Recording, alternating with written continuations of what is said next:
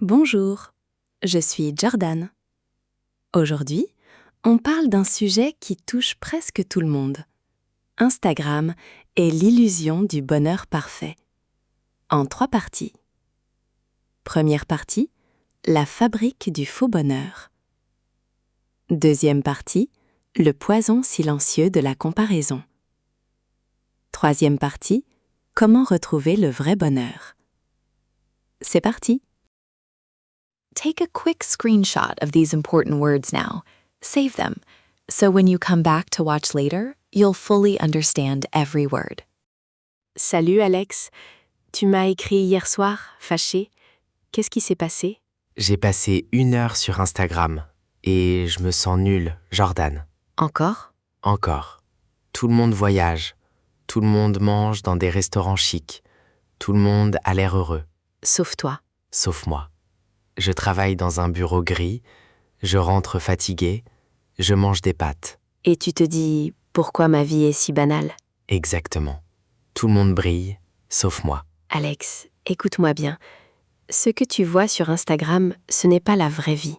Mais ils ont vraiment voyagé. Oui, mais ils n'ont pas posté quand ils étaient malades, quand ils ont pleuré, quand ils étaient seuls le dimanche soir. Hmm. Une étude américaine dit « Les gens postent 3% de leur vie, le 3% le plus brillant. 3%.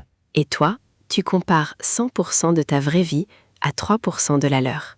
Ce n'est pas équitable. » Donc Instagram, c'est un mensonge? Pas exactement un mensonge, une mise en scène. Imagine un théâtre. Les acteurs sourient sur scène, mais derrière le rideau, ils sont fatigués, anxieux, comme tout le monde. Et le public ne voit que la scène. Voilà. Et toi, tu es le public qui se compare aux acteurs. Mais les acteurs eux-mêmes, ils sont heureux? Souvent non. Les influenceurs aussi se comparent, entre eux. Ils ont aussi peur, aussi de doutes. Donc personne n'est heureux? Beaucoup non. C'est un piège infini. Et il y a une chose plus grave encore. Les algorithmes choisissent ce que tu vois. Si tu regardes des photos de luxe, ils t'en montrent plus, de plus en plus. Donc je vois seulement le top du top? Tu ne vois plus la vraie vie, Alex. Tu vois une vie filtrée pour t'accrocher. C'est presque effrayant quand tu le dis comme ça. You can also take a screenshot before we start.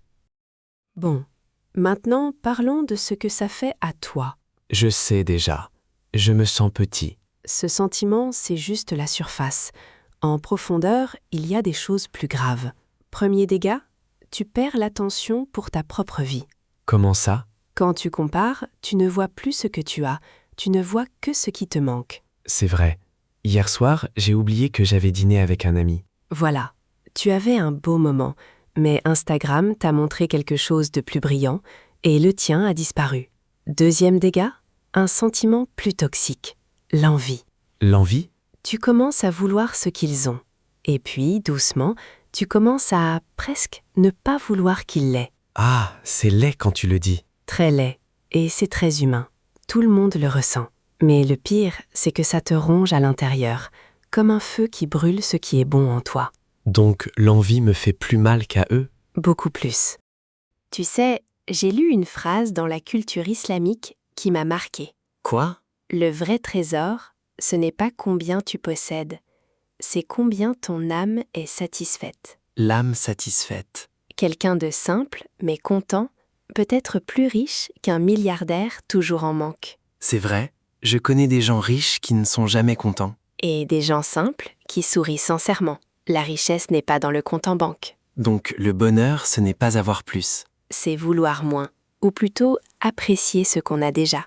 Troisième dégât de la comparaison, la paralysie. Comment paralysie? Tu te dis, si je ne peux pas faire aussi bien que eux, à quoi bon essayer? Oh oui, ça m'arrive. J'ai arrêté de poster mes photos de cuisine. Tu arrêtes de partager, de créer, parce que ce ne sera jamais aussi parfait. Mais l'heure parfait est une illusion. Tu te paralyses pour rien. Donc je perds mon attention, je gagne de l'envie et je me paralyse. Voilà, le poison silencieux. Petit à petit, jour après jour. Et la sortie? On y arrive maintenant. You can also take a screenshot before we start. Bon, maintenant les solutions. Comment sortir de ce piège? Je suis prêt. Première chose, limiter le temps. Pas 0 Instagram, mais 15 minutes par jour. 15 minutes, c'est rien. C'est l'idée. Tu vas devoir choisir. Quelles 15 minutes valent vraiment la peine? Je vais en boire le strict nécessaire alors. Voilà. Deuxième chose, nettoyer ton feed. Désabonne-toi des comptes qui te font sentir petit. Même les amis? Si certains amis te font mal, mets-les en sourdine. Ce n'est pas méchant, c'est de l'autoprotection. Suis des comptes qui t'inspirent vraiment, pas qui te dépriment. D'accord. Troisième chose, le réflexe de gratitude. Comment ça? Chaque fois que tu vois une photo qui te fait sentir petit, arrête. Demande-toi, qu'est-ce que j'ai dans ma vraie vie, là, maintenant, qui mérite ma gratitude? Mon ami, mon dîner, mon travail, ma santé?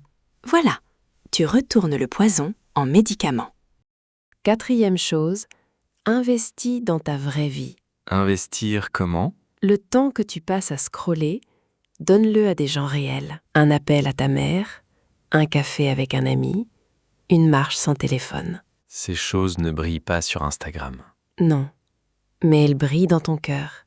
C'est différent. Le cœur ne s'effiltre pas. Exactement. Et le plus important, reprends ton pouvoir sur ce que tu vois. C'est moi qui choisis. C'est toi qui choisis, pas l'algorithme, pas tes amis, toi.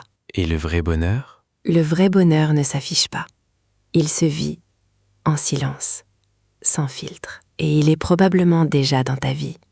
Tu ne l'as pas remarqué parce que tu regardais ailleurs. J'ai dîné hier soir avec un ami qui m'aime. J'avais oublié. Voilà. Le vrai bonheur, c'est ça. Pas une photo de Bali avec 10 000 likes. Je vais essayer ce soir. 15 minutes max sur Instagram. Et puis je dîne avec mon frère. Je suis fière de toi.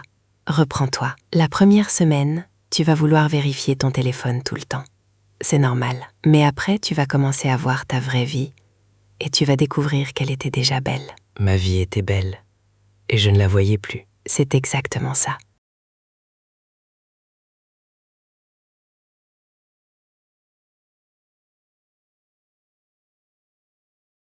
Si cette leçon vous a aidé, n'oubliez pas de vous abonner.